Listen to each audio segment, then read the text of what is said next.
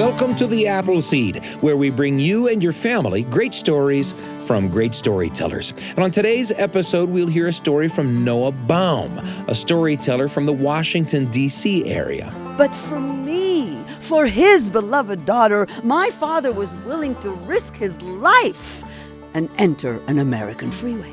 And then we'll hear from Dolores Hydock, a storyteller from Alabama. As soon as he saw me, he sat back, looked up at me with these bright green eyes as if to say, I think it's your turn to look after me now. I'm your host, Sam Payne, and today we're telling stories about parents and the sometimes complicated, strange, and wonderful ways they show up in our lives.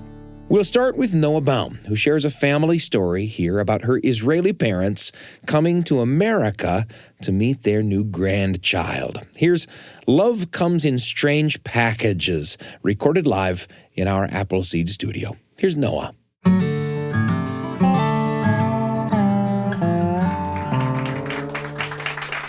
Thank you.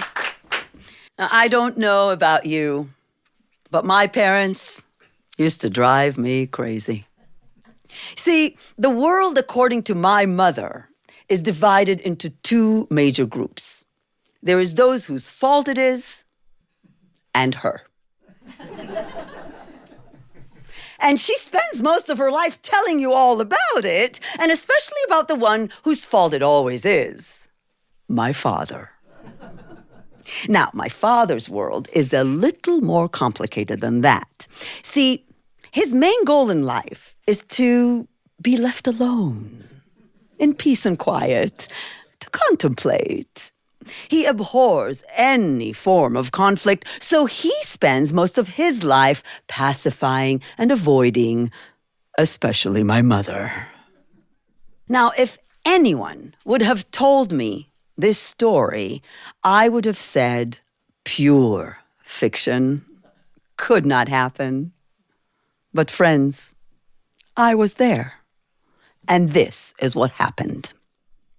It was the summer of 1991, and I had just given birth to my first baby.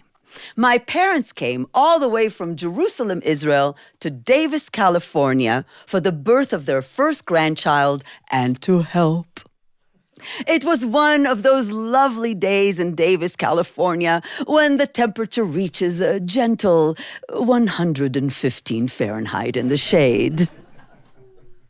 My baby was 3 days old, and my mother was helping. No? Are you coming to eat? What are you doing? I made you a salad. I cut it very small for you. Oh, what are you doing? Are you nursing again? I am oh, look at the poonim. Look at the face of this baby. So beautiful. But I'm telling you, you pick her up the minute she whimpers. You are not letting her cry. She needs to develop her lungs. I'm telling you, you nurse all night. You are spoiling the baby. By noon, I was praying for divine intervention, or at the very least, earplugs. By 2 p.m., I was ready to throw myself off the roof. But to spare my newborn the future of being a motherless child, I decide to send my mother to the mall. I figure it's about 20, 30 minutes each way, at least an hour. I gave her a long list. That's almost 2 hours of peace and quiet. It's priceless. Now, my mother refuses to drive in America, so she recruits my father. Now, my father is a retired university professor. Extremely brilliant and very quick when it comes to thinking, reading, writing. But all other walks of this world, the chief among them driving, fall into a hazy twilight zone of slow motion. And the more stressed he is, the slower he functions. Now, he has never driven our 1985 Ford Tempo manual drive. He has not been on an American highway for more than 20 years, but for me, for his beloved daughter, my father was willing to risk his life and enter an American freeway. And so they were out the door, both of them. And I was enjoying the first 10 minutes of quiet since the birth of my baby when the door bursts open and my mother storms in. Efo, where is he? What? Where could he be? Wait, didn't you just both walk out to the parking lot? No, I'm telling you, this man, he's driving me crazy. We went down to the parking lot. I opened the back door of the car to put my head on the windowsill, and it was so hot in there. It was like a furnace in there. I said to him, turn on the air conditioner. You know, you have to tell him everything. I was so angry. I slammed the door. I sat on the sidewalk in the shade to wait for the car to cool down. And he starts to drive. I thought he's turning the car around, but I've been sitting there now for 10 minutes. Where could he be? Wait a minute. What do you mean he starts to drive? Did he say where he's going? How should I know? I'm sitting on the sidewalk. But did he see that you... What is there to see? It was like a furnace in there. Who can sit in such heat? But did you tell... What is there to tell? I said, turn on the air conditioner. And I could just see it. I could just see the picture slowly zooming into focus. My father's head barely visible above the wheel. His hands gripping so tight the knuckles are white to attention he dares not let go, not even to push the glasses that are sliding down his sweaty nose. My father is bracing himself to enter the American freeway hell. And so it was close to an hour later that the door opened and my father walks in. Oh, Efo at? Where are you? Where are you? I drove to the mall. I parked the car, and I turned around, and you're not there. You only noticed I wasn't in the car when you parked in the mall? Well, I noticed it was a little quiet in the back. But Kukile, I was driving on the freeway. My husband was laughing so hard. He was practically sprawled on the floor. But of course, these were not his parents. All I wanted was to scream. Why, oh, why am I related to this dysfunctional duo?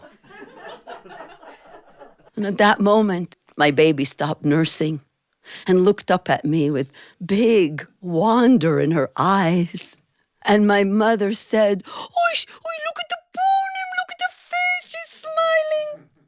She is not smiling, Ima. She is 3 days old. She's smiling at her grandmother. You tell her, you are the university professor of child development. Objectively speaking, is she smiling or not? Objectively speaking, of course she's smiling. She is precocious. And I looked at them, the two familiar faces peering over my baby. His pacifying demeanor, her righteous anger, transforming right before me into the loving glow of naches. Naches. It's a wonderful Yiddish word. It means when the heart is so full, it's just overflowing with love and joy. His hand slightly resting on her shoulder, her head gently tilted towards him. My completely impossible, totally crazy, joined at the hip, naches-filled parents, till death do them part. What could I possibly say? I looked at my baby and I said, baby, love comes in all sorts of strange packages. Meet your grandparents. Welcome to the world. Welcome to the world. Thank you.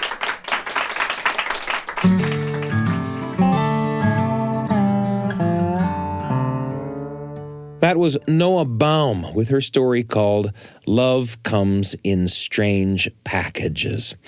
And listening to this story reminds me, actually not of a parent, but of a grandparent, my grandfather. My grandfather was a hard old cuss, a World War II soldier who came home from the war and became a high school band teacher and a trumpet player. And he had a hard time with expressions of love. I mean, I look back now on one thing or another that I didn't understand about my relationship with my grandfather as a kid, and I wonder, was that, whatever it was, his love speaking to me? It was tough to tell sometimes. My grandfather's love came in kind of a strange package, the package of this hard old cuss.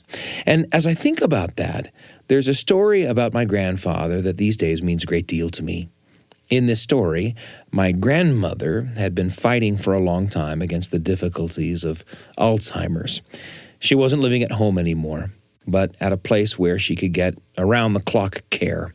And my grandfather spent countless hours by her bedside and communicating with her doctors and getting information to family members. And all that time, my grandmother slipped very slowly further and further away from him and from all of us. And then one day, the phone call came from her hospice workers. It's a call that a lot of people get. It goes something like this. Someone on the phone says, your loved one, in this case, Ruby, the name of my grandmother, isn't doing well. I think you should come as soon as you can. It's not much more detailed than that, really. But you get that call, and you know the time is getting close. Maybe you or someone you know has gotten that call. I have. Anyway, my grandfather did. And after he put the phone down, he paused for a moment. And before he went to the car to drive to the place where my grandmother lay in her last hours, he went to his closet and he picked out his best Sunday suit. And he took off what he was wearing, and he put that suit on before he went to hold my grandmother's hand while she passed away. Love comes in strange packages sometimes. And I think I'll remember that image of my grandfather sitting next to my grandmother's bed, wearing his best suit for the rest of my life.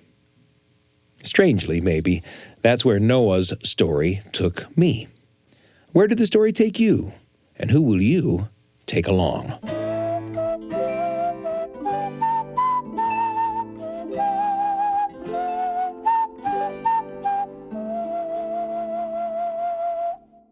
I want to introduce you to another show from the BYUradio family of podcasts. It's called The Lisa Show, and it's hosted by comedian, believer, actress, single mother, Lisa Valentine Clark. The Lisa Show delves into the multitude of challenges and relationships that shape our lives, whether it's parenting, mental health questions, social issues.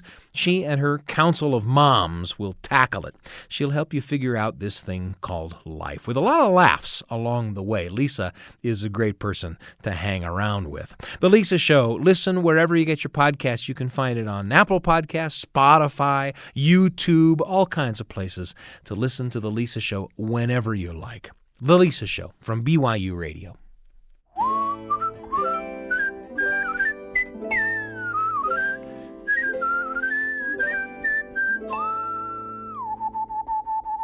It's a pleasure to be with you today on the Appleseed, and we're ready to welcome our second storyteller, Dolores Hydock, who shares memories here of her mom that have stuck around long after her mom's passing.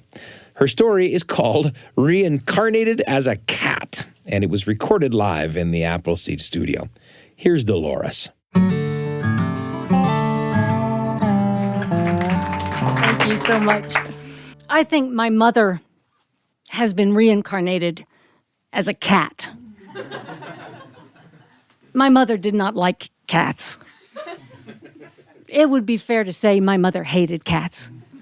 If she saw a cat, if somebody mentioned the word cat, she would go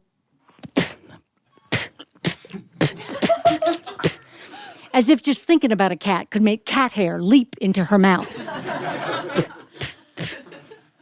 We never had a cat when I was growing up. We never had any kind of pet when I was growing up. My mother would say, pets? Pets require time, food, money, attention. There are 4 children in this house who need time, food, money, attention. What do we need with a pet? So no gerbils, no hamsters, no goldfish, no parakeets, no dogs, no cats. I think my mother hated cats most of all. And now I think she's come back as one. My mother spent the last 8 months of her life living in my house under hospice care. 2 years before that happened, she had left her lifetime home in Pennsylvania to move at the age of 83, to move to Birmingham, Alabama, to live closer to me. And when she got to town, we found her a sweet little house not too far from where I live. She loved that house. It had a fireplace, a skylight, a shady patio. She loved living there, was so happy there for 2 years. And then out of the blue came this terrible diagnosis. And when she came out of the hospital, she did not need to be in that little house by herself as much as she loved living there. And so she moved into my house. We took the front bedroom that had always been my office and made that her room, moved in her armchair, her desk, her television. We put the hospital bed along the big long wall with a big window so that she could look out at the porch swing behind the window, see the trees behind the swing, the sun behind the trees. Every morning when I would wake up, I would look down that hallway toward that window. She would always be up before me. No matter what time I got up, no matter how early it was, she was always already awake, sitting up, eyes bright, looking right at me, ready to start the day. The window behind her, the swing behind the window, the trees behind the swing, the sun behind the trees. As we kind of settled into our new routine, I wanted her days to be just as normal as possible. And so I would leave her most of the day to herself. She had her desk and her stationery. She could write letters back to her friends in Pennsylvania. She could phone her new buddies in Birmingham. She could watch Jeopardy and reruns of Murder, She Wrote. I thought things were working out great. Me doing what I needed to do in my part of the house, and her spending her days pretty much the way she would have spent them if she was still back in that little house that she liked so much. And then one day she said to me, "I need you to spend more time with me." She said, I know we have meals together, and every now and then you'll watch a movie with me, but I need us to spend more time that's just us, just together. It wasn't said in an angry kind of way or accusing way or a demanding way or whiny kind of way. It was just sort of matter of fact, just kind of, here's some information, might be of some use to you. If you can do something with it, great. If not, that's okay too. I need you to spend more time with me. I was astonished. I was stunned. I mean, my mother was so independent, so curious about everything, so perfectly capable of entertaining herself. She read 2 newspapers a day. She always checked out a stack of books from the library. She kept up a lively correspondence with a raft of friends. But she wouldn't have said something like that if she didn't mean it. And so I tried to be more conscious about checking in on her now and then to see if she wanted to spend time together. Sometimes she didn't. I want to finish this letter to Aunt Eleanor, but sometimes she did. And if she did, we might play a great game of cribbage or finish up that morning's crossword puzzle. Or if it was a pretty day, we might go sit in the white Adirondack chairs out in the yard, sit there and look at the trees and the birds. Sometimes we'd sit out there and she'd tell me stories, family stories. She told me about her grandmother, my great-grandmother, who was a midwife in the 1930s and wore her hair pulled up tight into a bun right on top of her head, the secret, old world, Eastern European symbol of her illegal midwifing profession.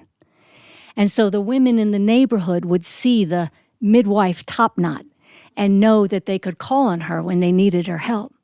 Or she told me about her grandfather who lost a leg in an accident at the factory where he worked and had a wooden leg that itched and scratched. And on hot summer nights, he would go sit on the front porch steps and unhook that wooden leg and rub that stump. And when the neighborhood boys came around and gave him a hard time, he'd pick up that wooden leg and shake it at them to scare them away. I hadn't heard her tell those stories in a long time.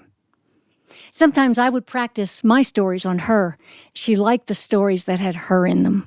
She said to me once, "I like who I am in your stories.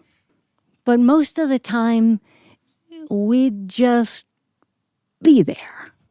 Not doing anything special, not talking about deep, meaningful things. We were just there. I would love to tell you that I was always patient, always generous with my time and attention, but I was not. I was frequently fretful and anxious about emails I had to return and calls I had to make. I'm sure Mother sensed that, and though she never said anything directly about it, her calm, quiet presence seemed to say, work will wait, errands will wait, they will always be there. But the ones you love, the ones who love you, won't. So sometimes, not all the time, but sometimes you need to just stop and be there with those you care about.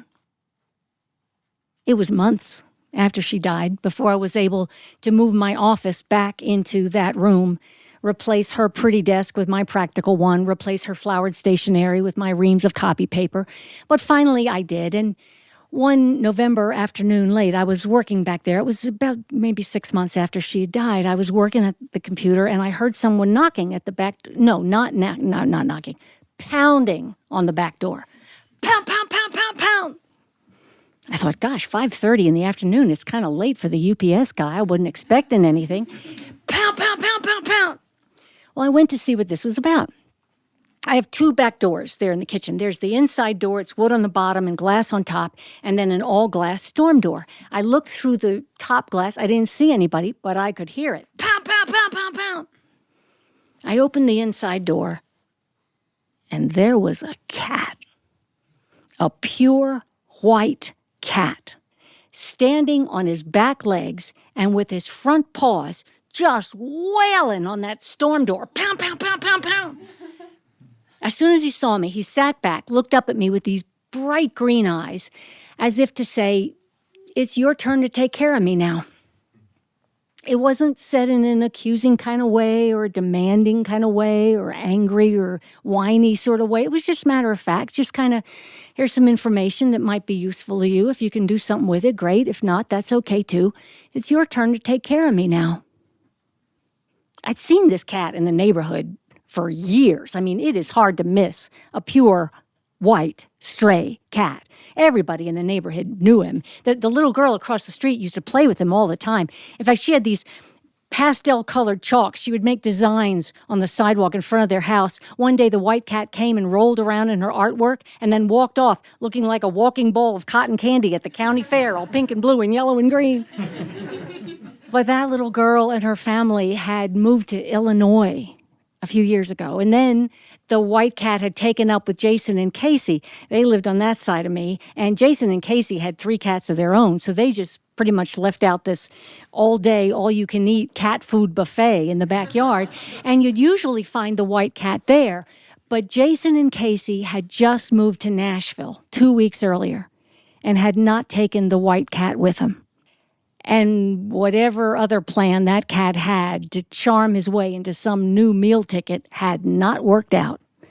And he was stuck with plan B. Me. I didn't know anything about cats except how hairy they are. But it was November. It was getting cold, getting dark, getting late. Those green eyes said, feed me. So I did. There was a can of tuna in the pantry. I raked it into a bowl with a chip on the lip, took it outside. Quick licks of that pink tongue, that tuna fish was gone, and moments later, tail in the air, so was the cat. That was our first encounter. He was back for breakfast, back for supper, back for breakfast, back for supper. And after about a week, I guess once he decided I was trainable, he kind of moved in, not into the house. He wouldn't come in the house. Oh, don't fence me in, baby. He wouldn't go near the $27 cat cave I bought for him. Oh, no. But my backyard was his estate. And I got in the habit of kind of looking for him. He would eat at the back door. He would sleep on the front porch swing. Every morning I'd wake up, I'd look down toward that window. He would always be up before me. No matter how early I got up, he was always already awake, sitting up there on the swing, eyes bright, looking back at me, ready to start his day. The swing behind the window, the trees behind the swing, the sun behind the... There was something really familiar about this. This was just like my mother. Had my mother come back as a cat? Well, as I said, the cat kind of took over the whole outside yard, and every now and then I would check in on him, see if he wanted attention, wanted some company. Sometimes he didn't. I mean, there were squirrels and lizards way more entertaining than I was, but sometimes he did. And if he did, I might go sit in the white Adirondack chairs there in the yard. He'd jump in my lap, would look at the trees and the birds. He was a lot more interested in the birds than the trees. Sometimes I'd practice my stories on him. I practiced this story on him. I guess he liked it okay. I mean, he didn't jump off my lap and run away. Maybe he likes who he is in my stories. My sisters just roll their eyes when I say I've been sitting with the cat. Don't you have anything more important to do? Well, yes and no. Because what if it really is my mother? I know, it can't be. Can it? No. But the cat's independence and curiosity reminds me so much of her, makes her feel so present, so close. And if her bright spirit still wants to spend more time with me, how lucky I am to be able to do that. The cat's calm, quiet presence reminds me, just as hers did, that sometimes, not all the time, but sometimes you need to just stop and just be there with those you care about, because work will wait, errands will wait, they will always be there. But the ones you love, the ones who love you, the ones who come pounding on your door wanting you to spend time with them, won't. Unless, like my mother, they get 8 more lives by being reincarnated as a cat.